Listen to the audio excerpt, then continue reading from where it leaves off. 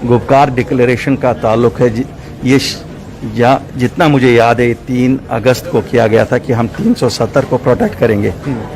खैर वो तो 5 अगस्त को प्रोटेक्ट नहीं हो सका। 370 या 35 से सुप्रीम कोर्ट बहाल कर सकता है या सरकार कर सकती है बात, हम वही लीगल रहा।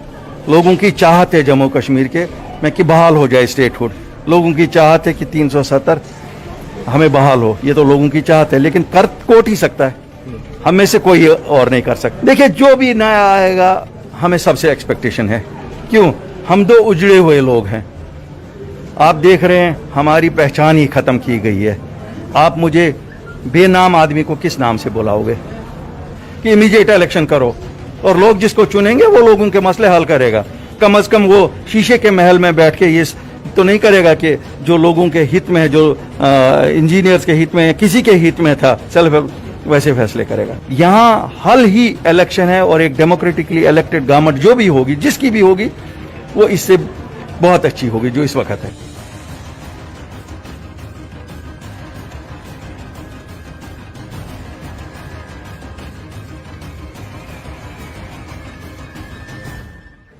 नमस्कार, आप लोग देख रहे हैं जेके मीडिया और हमारे साथ बात करने के लिए मौजूद हैं अल्ताफ बुखारी जी। अल्ताफ साहब, गुपकार डिक्लेरेशन, अब ये एक नया चीज़ सुनने को मिल रही है, गुपकार डिक्लेरेशन। कुछ पार्टियां एक साथ हुई हैं, अपनी पार्टी का क्या स्टैंड है इस गुपकार डिक्लेरेशन के ऊपर? देखिए जहाँ तक गुपकार डिक्लेरेशन का ताल्लुक है ये जितना मुझे याद है 3 अगस्त को किया गया था कि हम 370 को प्रोटेक्ट करेंगे।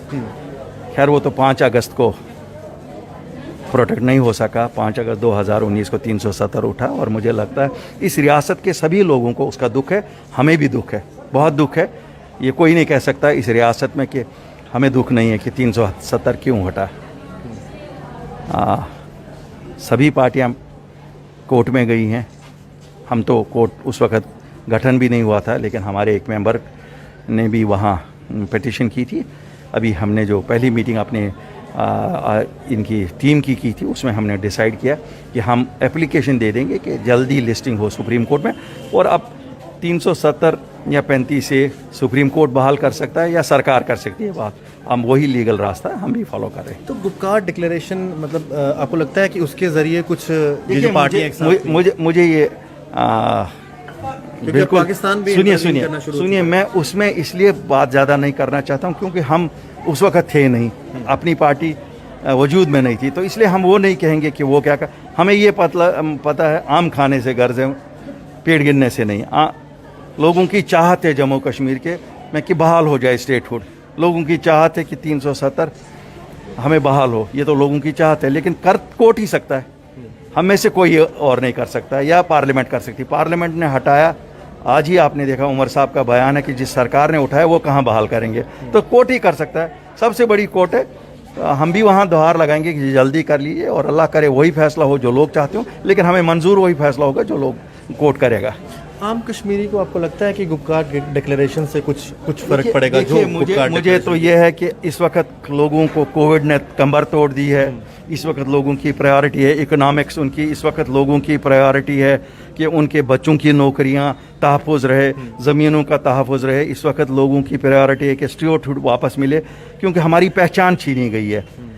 तो हमारा तो यह मानना है कि ये प्रायोरिटी, इकोनॉमिक डिस्ट्रेस है, आप दुकानदार इकोनॉमिक डिस्ट्रेस में है, रेड़े वाला इकोनॉमिक डिस्ट्रेस में, ट्रांसपोर्टर है, बिजनेसमैन है, टूरिज़्म है, हर एक इकोनॉमिक डिस्ट्रेस में। इस वक्त तो लोगों की प्रायोरिटी वो है, पेट उनके भूखे हैं, बच्चे घरों में बैठे हैं, तो लोगों की यह ऊपर वाले से हमारी भी दुहार यही रहेगी, दुआ करेंगे कि हमें इस कोविड पेंडेमिक से निजात दे दें, और वो प्रायोरिटियाँ हैं और हम उन्हीं प्रायोरिटी को लेके आगे चलेंगे। सर, अगर एक तरफ कोविड पेंडेमिक से हम लोग जूझ रहे हैं, प्रधानमंत्री भी कह रहे हैं लोगों की नौकरियां नहीं जानी चाहिए, सेल्फ हेल्प ग्रुप्स ख़त्म कर दिए, यहाँ पर 18,000 से ज़्यादा वो अनएम्प्लॉयड इंजीनियर सड़कों पर आ गए जिनको अभी नौकरी नहीं मिल रही थी, लेकिन वो ठेकेदारी का काम कर रहे थे। इसके ऊपर क्या कहना है? देखो, मैं तो आपको कहता हूँ, मैंने बार बार कहा है कि इस वक्त जो हमारे हुक्मरान हैं वो ब्यूरोक्रेट्स हैं, नादिरशाही हुक्मनामे जारी हो रहे हैं, गलत है, नहीं करना चाहे, वो वादा बंद थे, नौकरियां नहीं दे सकते हो तो उनको काम तो अपना करने दो। मैंने पहले भी ये मसला उठाया था, हमने पब्लिकली भी उठाया, प्राइवेटली भी एलजी के साहब के साथ उठाया, और हम आज भी कहते हैं कि फ़ौरन से पेशतर बहाल किया जाए। उन लोगों का हक है, उन्होंने नौकरियां उस वक्त नहीं ली, उनको बोला हमने कि आपको सेल्फ हेल्प ग्रुप्स में काम करने देंगे। ठीक है, उसमें खामियां हो सकती हैं, खामियां दूर करो। खामियां दूर करने का मतलब नहीं है कि आप स्कीम ही बंद करो। तो मैं बिल्कुल सेल्फ हेल्प ग्रुप्स के लिए हम लोगों ने पहले भी इशू उठाया है और हम करेंगे। तब तक चुप नहीं बैठेंगे जब तक वापस उनके लिए वो स्कीम बहाल नहीं करेंगे। नए एलजी आ चुके हैं मनोज सिन्हा, कुछ एक्सपेक्टेशंस हैं आपको जम्मू कश्मीर के लिए? देखिए, जो भी नया आएगा हमें सबसे एक्सपेक्टेशन है। क्यों? हम दो उजड़े हुए लोग हैं। आप देख रहे हैं हमारी पहचान ही ख़त्म की गई है। आप मुझे बेनाम आदमी को किस नाम से बुलाओगे? हमारी स्टेट ही नहीं रही, हम क्या करेंगे? हमारा तो पहले ये है। तो जो इसलिए जिसको भी भेजेंगे हमें हर एक से उम्मीद है, और हम दुआ करेंगे ऊपर वाले से कि जो भी यहाँ आए वो लोगों की खिदमत करे, लोगों के मसलों का हल करे। हम उम्मीद तो हर एक से लगाते हैं, और इतनी ही हम कुछ कर सकते हैं, और बाकी तो हम कुछ कर। हाँ, डेमोक्रेसी होती तो फिर हम कहते हैं लोगों उसको वोट दे दो जो आपके मसले हल करेंगे। हम इसीलिए तो कहते हैं कि इमीडिएट इलेक्शन करो, और लोग जिसको चुनेंगे वो लोगों के मसले हल करेगा। कम से कम वो शीशे के महल में बैठ के ये तो नहीं करेगा कि जो लोगों के हित में है, जो इंजीनियर्स के हित में, किसी के हित में था, सेल्फ वैसे फैसले करेगा। इलेक्शन आप चाहते हैं डिलिमिटेशन के बाद होने चाहिए या हम तो चाहते हैं उससे पहले करो डिलिमिटेशन। जब नेशनल डिलिमिटेशन होगा उस वक्त करो। ये 7 सीटें बढ़ती हैं, इनको नॉमिनेट कर लो।